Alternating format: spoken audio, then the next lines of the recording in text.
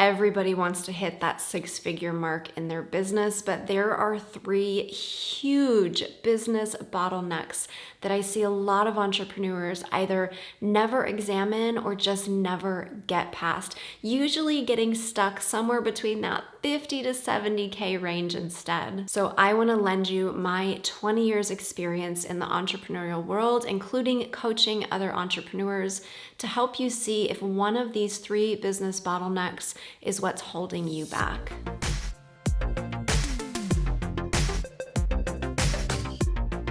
Welcome back, boss ladies, and hello if you're here for the first time. My name is Tara Wagner of exotara.us, a belief breakthrough coach with nearly a decade experience helping women to overcome their limiting beliefs, especially if you're a female entrepreneur who prefers to crush her goals, not her soul. Be sure to subscribe and hit the bell for weekly coaching to help you overcome your own limiting beliefs, as well as those bad habits holding you back from your next level of success.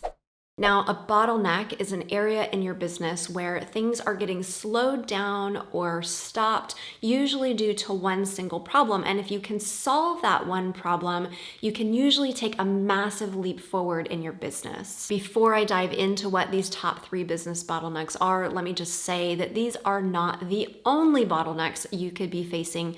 They're just the most common, and they're also the most commonly brushed off as not being the problem. And I'm going to start with number three, which is time versus priority management. And I will just tell you, I am so guilty of this one and was for a very long time.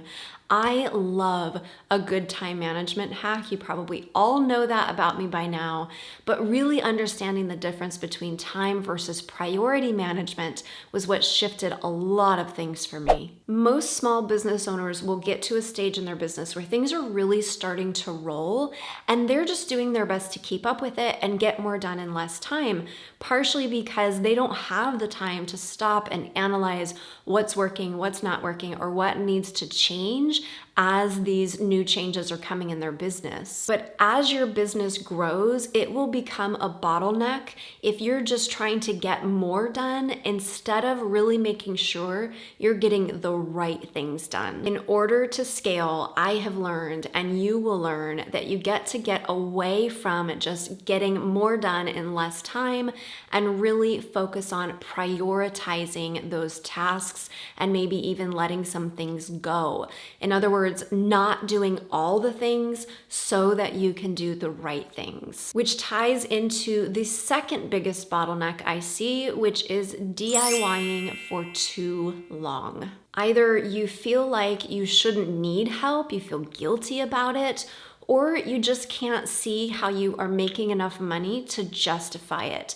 And so you keep being a solopreneur for way too long, trying to do all the things and just getting overwhelmed and really end up getting nowhere. And yes, I am guilty of this too, because it's a really wicked catch-22 where we get into this cycle of, in order to make more money, we really need to be bringing in support. But in order to bring in support, we really think we need to be making more money. The truth is, as a business owner, we get to invest in things that will free up time to make more money long before we think we can or should. I am all for running a lean and debt-free business, but not at the expense of a profitable business.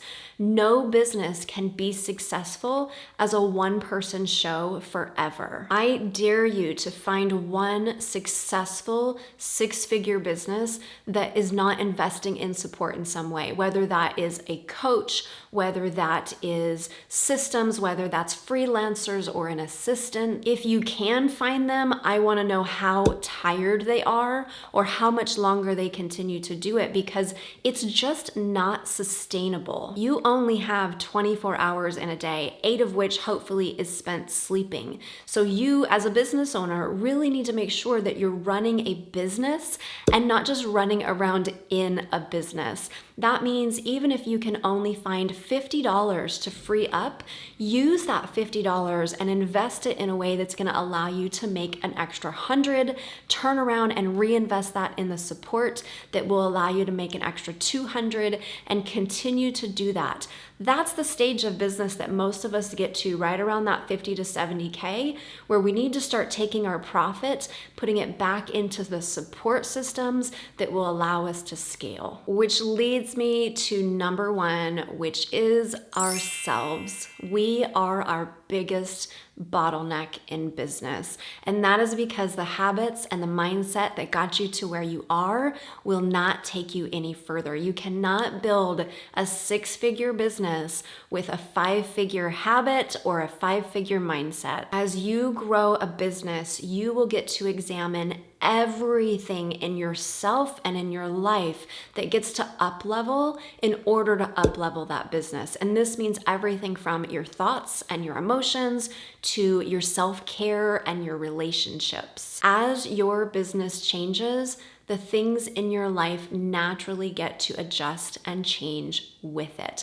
But most people don't see this, so they're constantly working on their business, but they're not working on the support structure, which is who you are, how you're approaching business, and how your life is being organized in order to support your business in a healthy, balanced way. Now, I am not a fan of telling people to focus on mindset first. Instead, I encourage you to focus on mindset while. In other words, look for the thing in your life or your business that's causing the most stress, the biggest bottleneck, and focus on both your mindset and your habits around that topic while you focus on the practical or the tangible issues around that topic as well. And if you're ready for coaching to help you break through these business bottlenecks, let's talk about how I might help.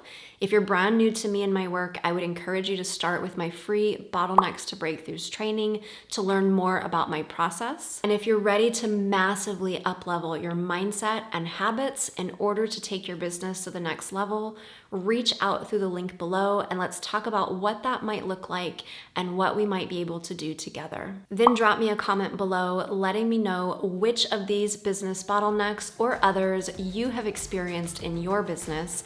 Give this video a thumbs up, and especially if you're a female entrepreneur who believes you can crush your goals, not your soul, hit subscribe and the bell and share with other women who feel the same way.